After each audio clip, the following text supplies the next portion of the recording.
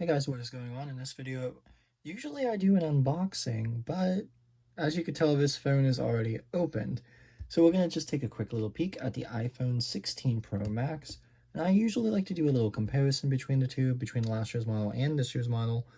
But I don't have last year's model anymore. I traded in my 15 for the 16, and it actually got traded into the store. So I no longer have that device. But basically for the 16 Pro Max, it comes with a 6.9-inch display. It has a brand new button on the side, which is called the camera button, which allows you to zoom in and out and access the camera pretty quickly. That way you can get into there. And a couple new spec features under the hood, of course, with the new processor inside of here to make it a little bit quicker than the previous model. And coming in the fall, of course, with the 15s and the 16s, it's going to have Apple Intelligence built in. And it would be engineered right for that Apple Intelligence.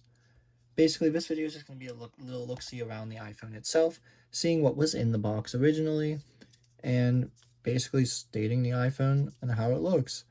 Basically, how the box goes, I already have it out. It's going to be just a USB-C to a USB-C cable, which they did wrap it a little bit differently. Opening the box up itself, I will show you how the inside looks, which is actually a little bit different. So in the middle, it just had that cutout for the actual USB-C to C cable. On the 15, however, it had a little bit of a different layout, circular design with the paperwork on the inside. Spoiler alert, there is no Apple stickers anymore. So that was kind of upsetting whenever I figured that one out. It is just going to be the iPhone packaging and regulatory information inside of there. So that was a little disappointing. So no more Apple stickers at all. So I guess they kind of got rid of that.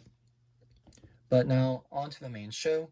Basically for the iPhone, of course, you still get the same exact designs as the previous model, so instead of it being 6.7 inches, it is now 6.9 inches. You still get the action button on the left-hand side, volume up, volume down, antenna bends all around, USB-C to charge it, and then you also get microphone speaker. This is the new camera button itself, sleep-wake power button, 3 cameras, which I believe it goes up to 48 megapixels if I'm not mistaken, LiDAR sensor, microphone, and true tone flash, I believe is what they still call it. If not, then just the flashlight itself. Using it for the entirety of the day, of course. It is kind of set up. I have a couple of apps on here already. I don't ever restore my phone from a backup. I always set them up as new, just because I want a new fresh start. I also have my Apple Watch Ultra 2 paired to this specific unit currently.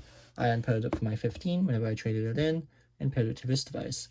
Basically, for the unit itself, it is exactly like an iPhone. You could still slide down to get your notification center, or your control center, slide down for Spotlight itself. I was looking up Crumble because I wanted to see what kind of things were at Crumble this week. I have a couple of different apps up there. And then, of course, Notification Center itself in the top left corner. None of that changed. You can customize the buttons itself now. I've been using an iOS beta since July or June on my previous phone, so I've actually had iOS 18 for a while. The cool things about iOS 18 is I do enjoy how more interactive it is. I also enjoy how they changed up the settings a little bit, just with a little bit more fluency. So you can go through the apps itself instead of just having to scroll all the way to the bottom and finding each specific app. Stolen device protection, of course, is a feature that was enabled on iOS 17. iOS 18 enhances that features. I know I've been using it a good bit, just in case if someone does happen to get on your phone and know your passcode, they can't change the Apple ID username and password or anything like that. But other than that, this is the Desert Titanium. I do enjoy the color a lot. I wanted something a little bit different. Last year I had the Titanium Blue, and this time I have Desert Titanium. So a little bit of a different color spectrum for me. It's a lot more brighter than what I'm used to for my phone being. I'm used to more of the darker colors. As you saw with my iPad, I actually have it in the space gray, space black, midnight. I forget what they call the iPad directly. I think it's just black. I also do have a M3 MacBook Air that I bought recently in space black as well. I forget what color black, midnight. They call that one midnight. So I do have those two devices as well. But without further ado, let's take a peek at this little camera button itself. If you just press it, it quickly gives you access into the camera. And then basically you could go ahead and zoom in and out with just a touch of your finger, making it a little bit more accessible if you're holding the phone sideways, of course. Or you can also do it whenever the phone is up and down. You can just hold in that button and kind of go up and down on it as well.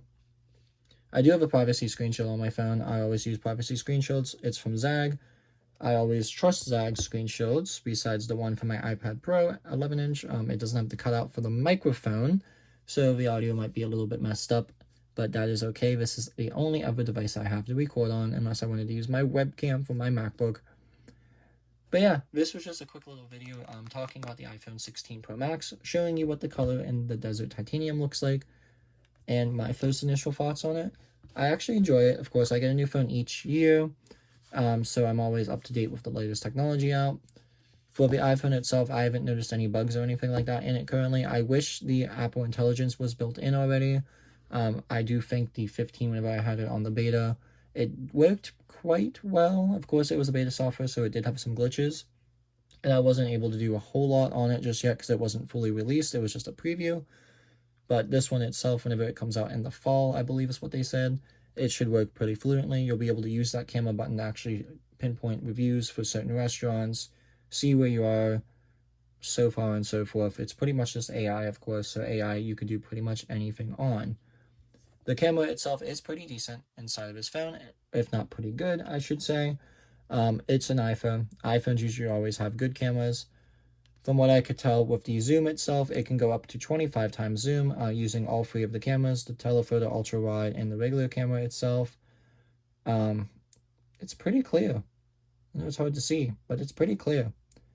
I know I went over to a concert the other week with my iPhone 15. I was able to zoom in pretty far, and I was all the way in the back pretty much.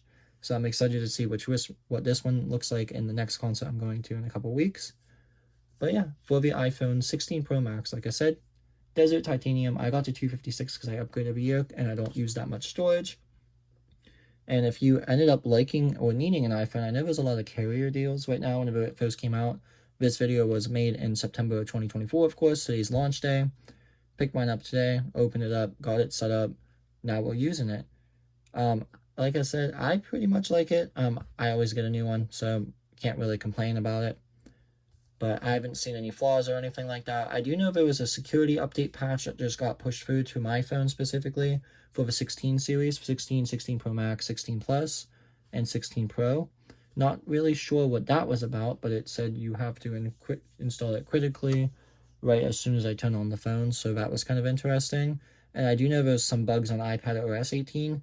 I have my M4 11-inch, and apparently it's not going to let me install iPad OS 18 because a lot of people are having issues with the device just literally bricking itself.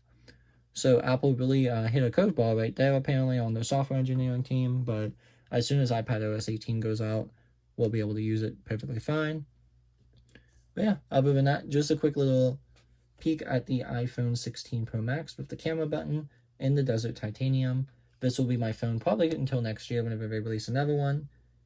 But yeah, other than that, just wanted to show you guys what was in the box. I know it wasn't really an unboxing because I already had it open, but just wanted to give you guys a peek and what my initial thoughts are. Of course, my thoughts are I really like iPhones, so I'm biased, and I think it is going to be a pretty good device for the next year that I have it.